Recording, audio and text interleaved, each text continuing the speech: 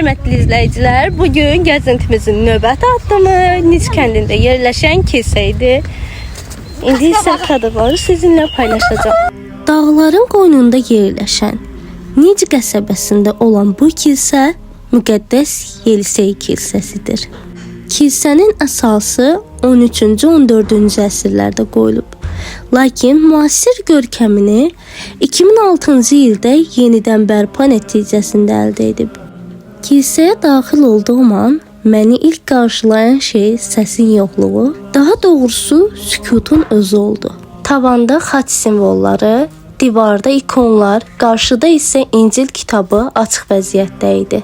Açıq İncildəki "Mən yolam, həqiqətəm, həyatam" ayəsi mənim diqqətimi çox çəkmişdi.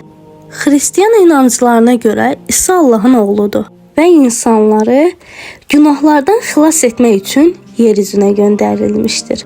Lakin İsa özünü heç vaxt "Mən peyğəmbərəm" və ya "Mən Allahın oğluyam" deyə açıq bir şəkildə elan etməmişdir.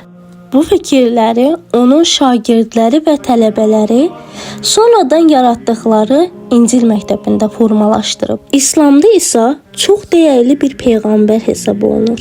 Quranda ona Ruhullah, Allahın nuru və Məsih kimi ünvanlar verilib. Qurani-Kərimə görə İsa çarmıxa çəkilməmiş, Allah onu öz yanına göstərmişdir. Nic kəndinə bu səfərim mənə bir daha göstərdi. Duanın dili, insanlığın dili eyni kökdən gəlir.